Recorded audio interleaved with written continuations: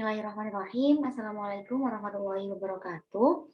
Saya Rizka Marifatul Hasanah dengan NIM 200605110032. Saya dari kelas Praktikum Struktur Data E. Pada kesempatan kali ini saya akan mempresentasikan tentang tugas praktikum struktur data materi pertama, yaitu tentang arrays. Di sini ada 3 nomor. Langsung saja ke nomor yang pertama. Kita diperintah untuk menyimpan elemen array secara berurutan atau ordered array. Contohnya di sini ada item 66. Pada ordered array ini kita memiliki atau melalui 3 langkah. Yang pertama adalah mencari posisi yang sesuai atau indeks yang sesuai. Kemudian yang kedua, menggeser value yang lebih besar daripada item.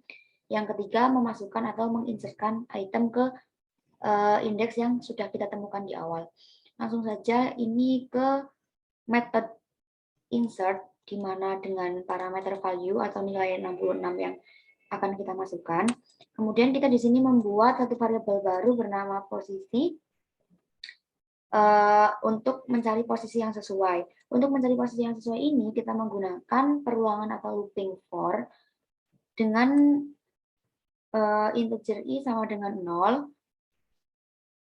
terus i kurang dari n elemen, i plus plus atau i increment, dengan pengkondisian if jika value kurang dari r atau i ini misalkan 0 berarti indeks yang ke 0 ini 15. Misalkan di sini kondisinya value atau 66 kurang dari 15, maka posisi berada di indeks ke i atau di sini di break, dia di break kemudian melanjutkan loopingan lagi sampai dia menemukan posisi yang sesuai.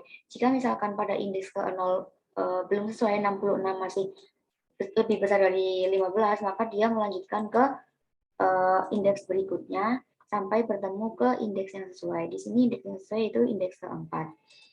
Setelah itu, maka posisi sama dengan n elemen. Kemudian yang kedua atau proses yang kedua yaitu menambahkan indeks untuk bisa diisi, yaitu di sini ada increment and element plus plus, di mana di sini kan pada gambar ini masih pada indeks ke 6, maka kita tambah satu indeks lagi agar bisa diisi, dan yang lebih besar ini bisa digeser ke indeks sesudahnya.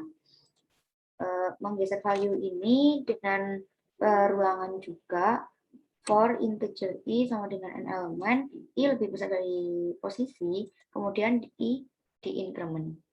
I increment ini untuk gunanya untuk menggeser. Jadi misalkan i-nya sama dengan 7, maka dikurangi, yaitu indeks ke-7 ini diisi dengan nilai yang ada di indeks ke-6, digeser selanjutnya, terus indeks ke-6 ini diisi oleh nilai yang ada di indeks ke-5, kemudian indeks ke-5 ini diisi oleh nilai yang berada pada indeks ke-4, kemudian indeks ke-4 ini karena sudah sesuai dengan posisi 66, maka yang terakhir adalah menaruh nilai R posisi sama dengan value. Jadi yang 66 ini ditaruh ke indeks keempat.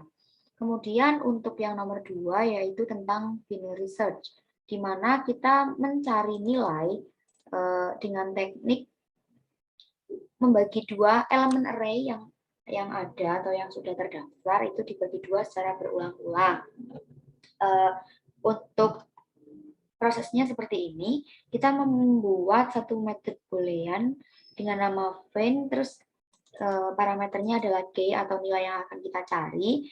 Sebelumnya kita membuat integer batas atas variabel dengan nama batas atas dan batas bawah. Untuk batas atas yaitu n elemen dikurangi 1, dan untuk batas bawah adalah 0. Kemudian di sini membuat boolean tidak ditemukan sama dengan true. Tidak ditemukan ini kita akan menggunakannya pada percabangan while-nya di sini. Misalkan percabangan while tidak ditemukan, integer indeks sekarang sama dengan batas atas ditambah batas bawah dibagi 2. Kemudian ada pengkondisian.